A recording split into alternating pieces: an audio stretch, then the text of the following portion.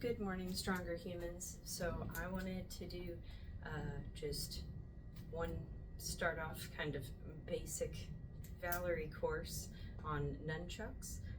So we're learning what I think is the most foundational move, a simple move, kind of a starting move for everything. Once you get comfortable there, it's easy to feel comfortable with a lot more things, and that is the simple up. I've heard it called the simple up. So the first thing we're going to do, we always want to try, when learning, I've learned to always try to hold the chuck mid-chuck, all right? It is not incorrect to hold it at the top or the bottom, but when learning, I always try to aim for mid-chuck. You can get more leverage when striking at the bottom of the chuck, or you could possibly get more speed at the top of the chuck, but mid-chuck, balanced, right? So always try to hold mid-chuck. When starting your nunchuck flow, your formal start, end, or the beginning or end of your work, your kata, or presenting to another person, you'll always do your bow. So nunchucks in right hand together, feet together, bring hands to side, bow. Always try to keep your eyes at your opponent. Don't bow down looking at the floor. And then you'll separate by stepping out with your left foot.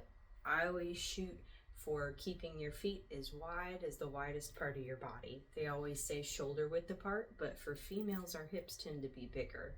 So it might be hip width apart for a female. So I always say as wide as the widest part of your body, or what is sensible, right? Shoulder width apart, hip width apart. Simple up starts with a 90-degree elbow. As you get more comfortable with this, you can start playing around with more leverage, but 90-degree elbow, fairly straight wrist, wrapped around the chuck, not a death grip, but a firm grip, just like in rope flow. And then you bring the chuck up and you catch it behind you, mid grip with the opposite hand. All right, so the key on this is most people want to throw it over their shoulder. You're not actually throwing over your shoulder. You're throwing out to the side of your body. So it will go up and over the shoulder, but off to the side of it, not over top of it. So we're not doing this, because then you hit your back, you're trying to reach behind your back and grab it. You're actually doing it out to the side. But the closer to your body, the more control you have, the less likely you are to hit something that's not your target or to get the chuck taken away from you in combat, heaven forbid. So bring it to the side, all right? And then you just bring it back down, let it hang to the side. I'll do this at all different angles.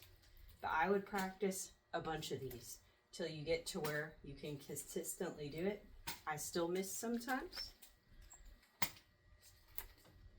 And then you can even play around with trying to do it with your eyes closed and see how comfortable you are with it. I find when I was first learning, see there, I missed it.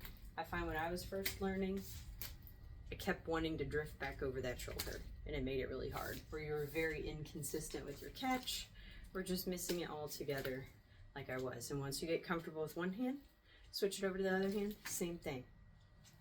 Try to shoot for that mid grip. Keep it off to the side of the body, not over top of the shoulder, and just get those repetitions up, get those reps up.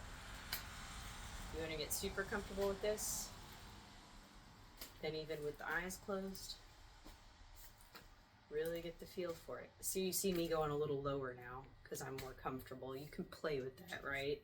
But eyes closed. You can try doing it while rotating one way, then the other way, eyes open, eyes closed.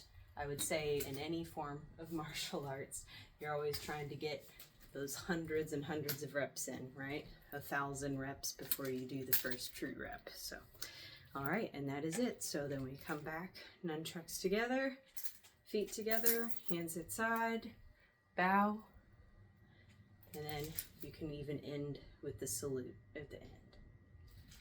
Thank you all.